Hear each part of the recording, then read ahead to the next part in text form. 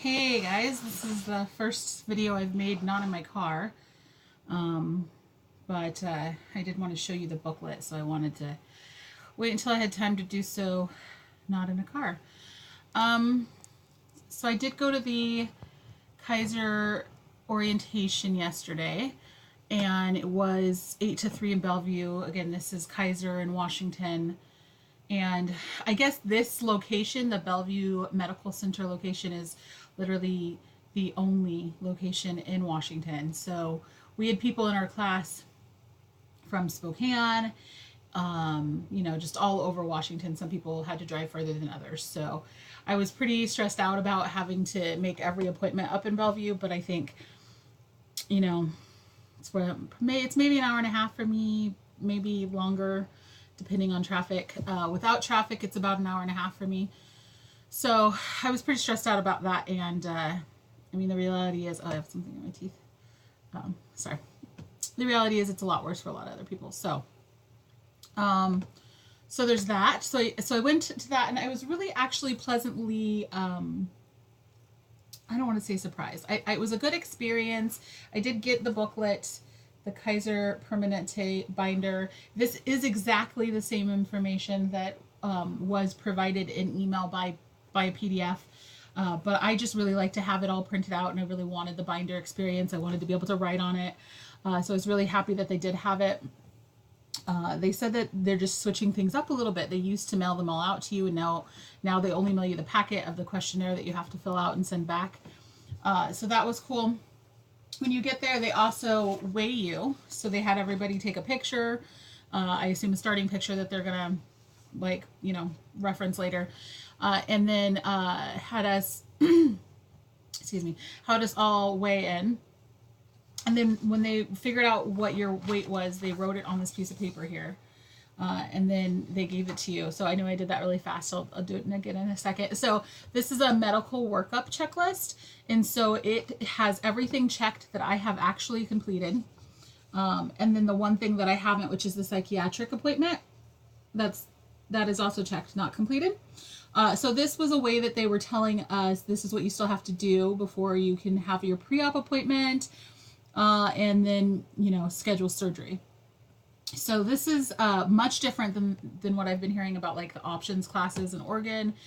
They are not going to require that we wait 6 months or go to 12 weeks of classes or anything. This was it. This all-day class was it. And then we have a few more appointments to come in. And I think that they are doing it this way because they are literally the only place in Washington. And so I think they're really trying to cater to people having to fly in from Spokane and Yakima and stuff.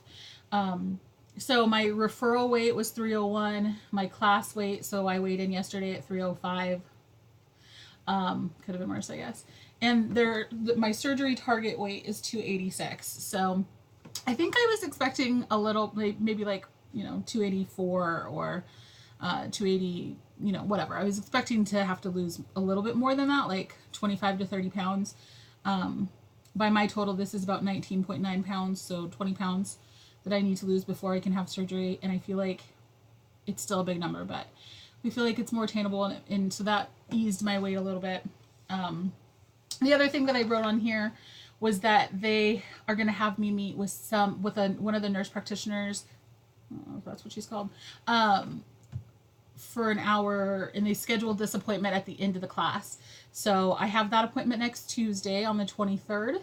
And then I have my psych appointment already scheduled, which was super helpful because I was really starting to get a little stressed out because I heard people talking about not being able to get in until August. And I think it just depends on where you're going because they have different psychologists placed throughout Washington. And so I was able to get mine scheduled for May 7th, which I don't know how many weeks that is from now, but let's see, it's the 20th. 10, I can't count. I can't count. 17, about 2 weeks, I think. So I have this one appointment, and then I have my psych appointment, and I'm going to talk more about that in a second. And then I can schedule my pre-op once the psych eval is done. So the psych eval is another place that people can get slowed down in this process. They don't want you to go forward without doing it, and they're going to wait for the results from it to decide if you need any further mental health stuff. I would assume also meds and stuff. So I think at that, okay, so in my job, I also refer people to psych evaluations, and I know them to be very intense, like 14 hours.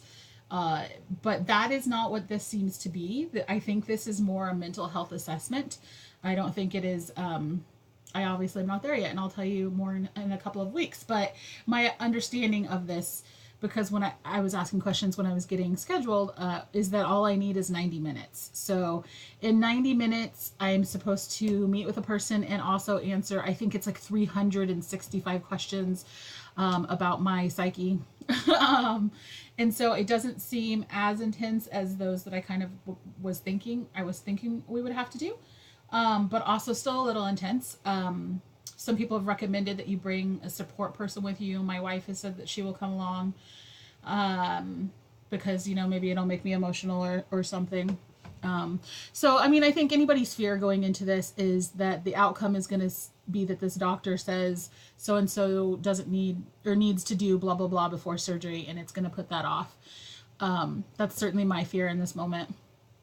I don't know. I don't think that I have any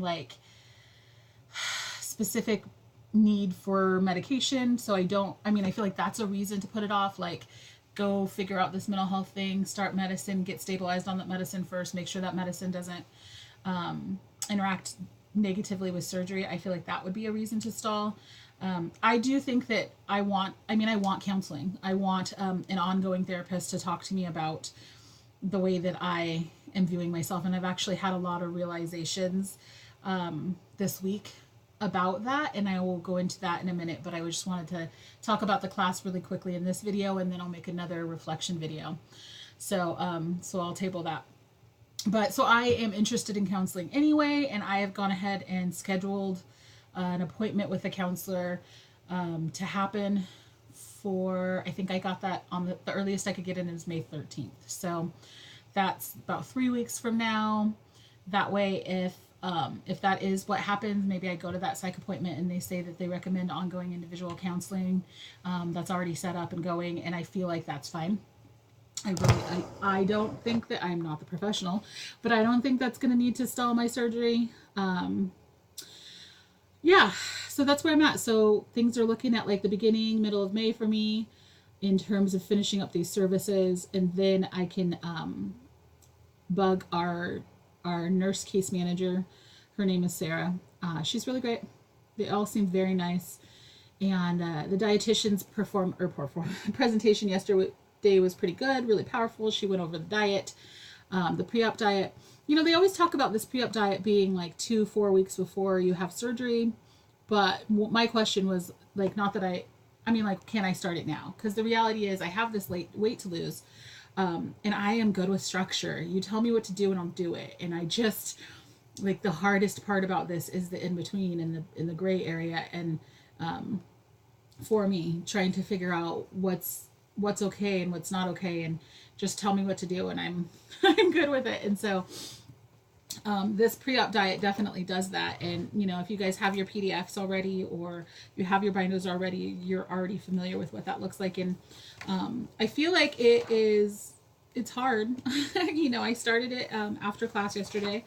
And so I still have some of my protein shake right here because I woke up way, way late. I think I woke up about 10:30 and I haven't finished drinking it. So it's like 3 shakes, and she says you can have more. You don't only have to have 3. They want you to have at least 90 grams of protein in a day. And this specific shake that I just made only has 20 because of the protein that I put in it. And so I just need to try to count that and make sure that I'm staying up to 90. It says that you shouldn't be hungry. You can eat more vegetables and more fruits, and if you really need 2 more entrees. And so again, I don't know how well this is going to be seen, but this pre-op diet right here, just the 3 protein shakes, the 2 low-calorie cuisines, and I don't know if I said that word right, and the 2 servings, 5? it's backwards in here. 5+ servings of fruits and vegetables. So they recommend, you know, like the quick protein shakes. I don't get paid for a little bit, so I'm not gonna be able to buy those, but I did get some protein powder from a friend of mine, and so I'm using that. And these little cuisines, and they mentioned some ones that you should use, which was good. That's a lot of options. And actually, in the store, I was looking at some of these, and I mean, the thing is that they're small. They're not tasty. You know, I bought one. I ate like a chicken and linguine and with peanut sauce yesterday. Like, it was really good. It was just small, and that's, you know, I think this is the first part for me, is getting used to smaller portion sizes, and then you know, eating vegetables at all, which I don't do right now. So anyways, I'm just starting it. I'm diving right into it right now, with the hopes that plus some actual exercise and intention around being active will help me get that 20 pounds down. Like I said, I think all my services will be complete by the middle of May. So right now I'm looking at how much can I lose in the next month, because if I go into that pre-op appointment and I'm not at my surgery weight, then I obviously need to take more time, and then I'll have to make another appointment. And so, I mean, I know that sounds really drastic, losing 20 pounds in a month. And so I don't know what it's going to look like exactly. But I'm just going to do my best. So obviously I can update you guys as I go on. I might go back to weekly videos right now. Since I'm actually doing some stuff and may have some reflections about it. Yeah, and if you're, you know, along for this process as well, I've had some people comment about being a little bit ahead, or being, you know, in a different state and doing it a little differently. And I just really appreciate connecting with you guys and knowing that other people are doing this too. Yeah, okay, so I'm going to stop this here, and I'm going to make a reflection video about kind of what's going on for me in my head and my heart today. All right, thanks.